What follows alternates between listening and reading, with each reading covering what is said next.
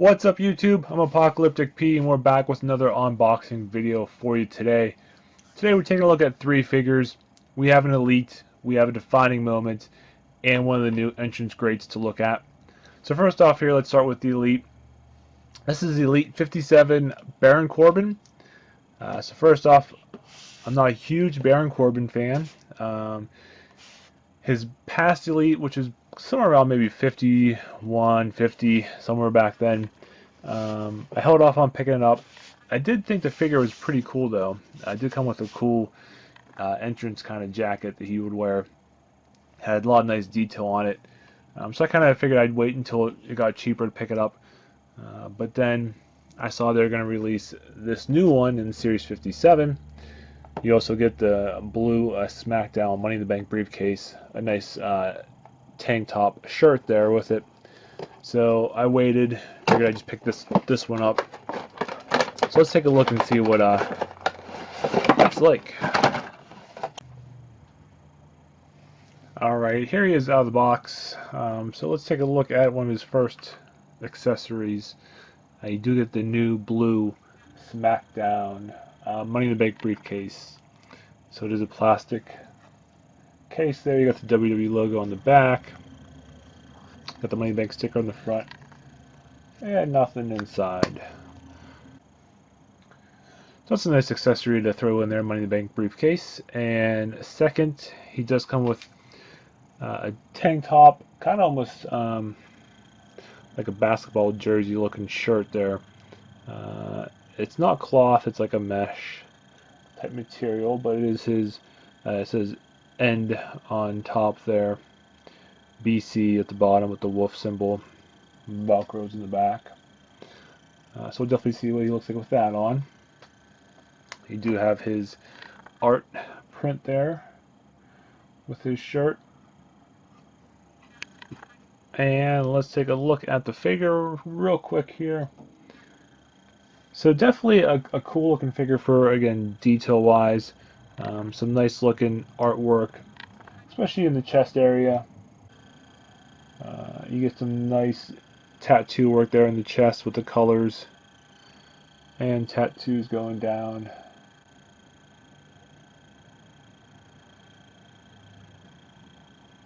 All the way down to the forearm. Some nice coloring with the blues and yellows. Another tattoo on the inside of the arm there. So another tattoo there. And on the back, a little bit of tattoo work back on the shoulder blades, back in the back. So again, some nice artwork for the tattoos on the body. Going down the pants.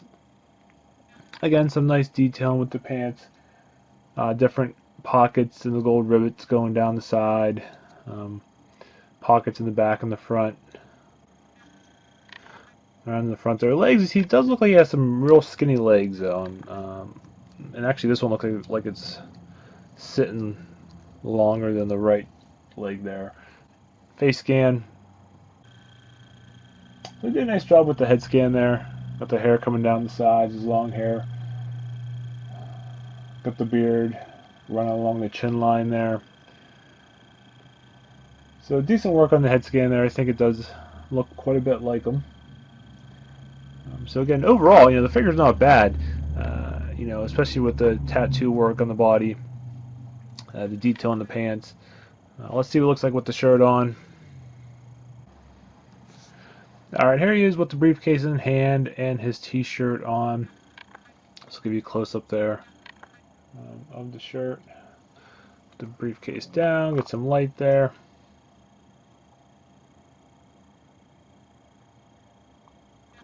Just going around, Velcro's in the back.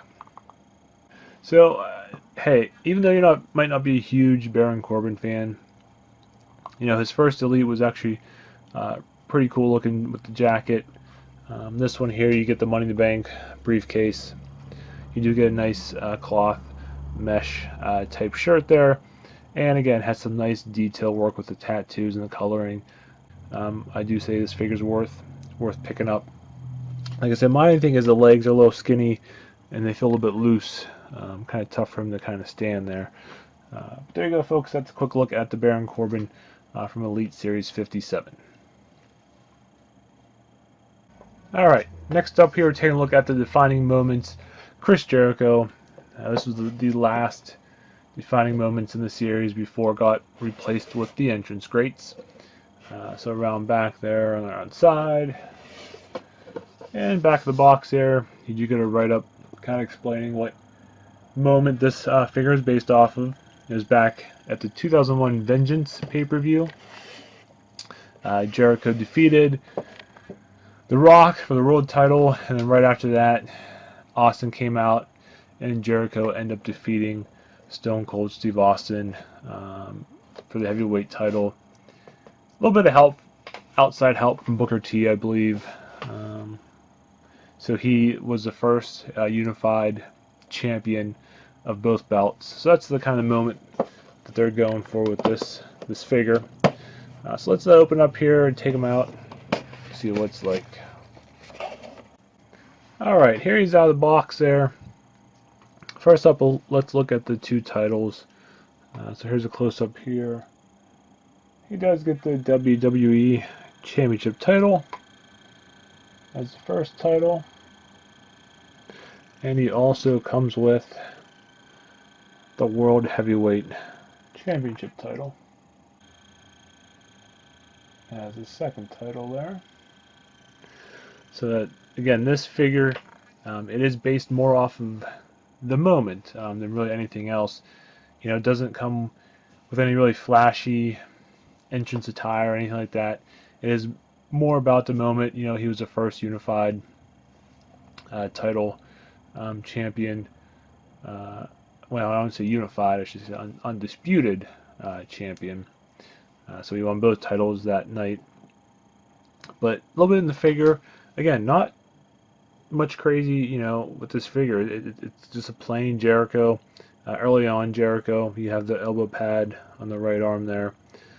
Going down, he just has kind of basic black, long pants on. He has some blue, yellow kind of design going down the right. You have Jericho on the side of the boots. Jericho on that side. So again, nothing crazy with the attire, kind of standard black, a little bit of coloring in it. Going up to the face scan though, great job with the head scan. So he has his long hair there going down, wrapped back around the ears. He does have the coloring at the tips like he did, a little bit of red on the front there. You can see better in the back there with that kind of red coloring on the tip of the hair. So nice job there with the head scan they did on it. But again, you know, this is, if you're looking for a fancy figure, you know, this really isn't it. This is, you know, more about the moment. Also, too, I mean, it is a really good Jericho figure. You know, I do like this attire of his. It's not fancy, like I could, you know, keep on saying, but it's just nice to have a figure with that, you know, attire, especially from having that big moment of his, you know, with winning both titles in that same night. So, yeah, I mean, I recommend the figure if you're a Jericho fan. You know, if you're a fan of you know, the big moments in wrestling, you know, that's definitely a big moment. If you're looking for something, you know, exciting and crazy with the figure, probably not going to do it for you, but, you know, I definitely excited to get it. That's a look at the Chris Jericho defining moments. And last up here, we're taking a look at the new series entrance great Jeff Hardy. They did have previous line of entrance greats. They were basic figures. Couple nice figures in that line. It did go away. They're bringing it back now. This is the second figure in the line. The first was Kurt Angle. So this is number 2 in the new entrance greats. These are elites now. This is the first time we got to see the new entrance great packaging on this channel. So I'll spin around back there. It's a picture of Jeff Hardy.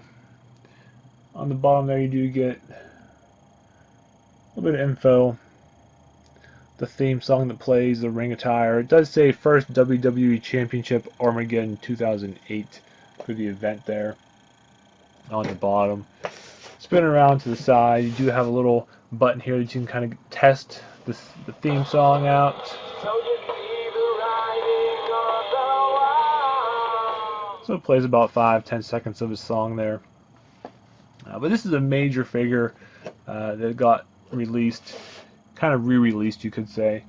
It was originally basically supposed to be in the first Elite series. They came out with a prototype of it, and then they actually had real figures made up, some shipped out to warehouses.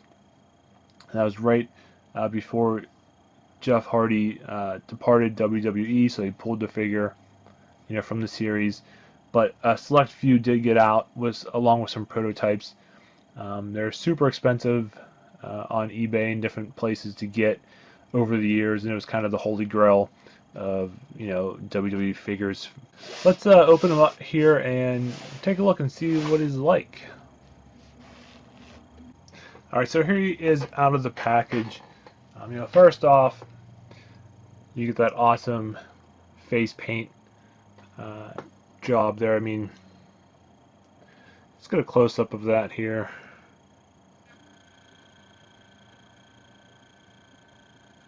So just some awesome work there with the green face paint, got the black stripes coming down around. You got the purple hair. You got the different color spot there on the right side. And also the face paint, that will glow in the dark too. So it's a glow-in-the-dark face paint. It does have a separation from the top forehead. It's more of a yellow-ish. And then you go down to the mouth and cheek area. It's more of a green color. See a little bit of a close-up there of it. It's kind of tough to see, but it separates his face kind of right in half, right across the nose, the two colors. But that's cool with the paint work there. You do get his white and black kind of striped sleeves going down each arm. He does come with a nice, cool, again, kind of that cloth mesh t-shirt there. The symbol image of his face on the front. Velcro's in the back. Just kind of black cargo pants going down. And you do get the black shoes with the white on top, which is really cool. Instead of them being just all black. Very similar to what was on his 57 Elite we looked at. But let's take the shirt off and see what it looks like without the shirt on. Alright, so we got the shirt off. And it just kind of has a black tank top underneath. You do get some tattoo work under the neck in the front right there. So you get some tattoo work under the neck there on that side. A little bit under the ear and neck area on this side. And you do get some of that tattoo work from the back going down the shoulder that we kind of looked at back on this 57. But you don't get the whole back part of this tattoo because the black tank top is painted on. So you do get a little bit of the work going down the arm. You get some tattoos on the neck. But you get that awesome face paint detail with this figure. So this is a really cool looking figure. One that I definitely wanted to try to get. I wasn't willing to pay the prices though before this cut came out. So I'm happy that they came out and released this figure so we can get it at a fairly decent price. So the base for the figure, just a plain kind of square black base with some molded little lights in the back that look like lights. Button on the side to play the theme song. They kind of could have did a little bit more with this, I think. When you compare it to the old entrance grates, here's a base from the Triple H. It at least said WrestleMania 22 on it, which is what the figure was based off the attire. So it was kind of a little cool touch. And they did that with the rest of the entrance grates. They put like what pay-per-view or event the figure was based off of. So I thought they should have kept on doing that with these. Rather than just putting their name on the front. But other than that, there's the base and the figure and his t-shirt. So again, awesome figure. Anyone that's collected figures, for the past couple years or so knows about the Jeff Hardy. Sought after, really rare, hard to find. Now you should be able to walk into your store, pick one up. Very similar to it. Some slight details a little different. The other one had a green belt, a little bit different paint face work, but overall, pretty much the same figure. Highly recommend this Jeff Hardy. Also the Elite 57, both different and definitely worth picking up in my mind. So there you go, folks. We took a look at the Chris Jericho defining moments, the Baron Corbin 57 series, and the new entrance great Jeff Hardy. All three excellent figures. Recommend all three. Thanks for watching the video. Hit that thumbs up button if you could. Check out my channel. Stay tuned for some more unboxings. We'll see you next time.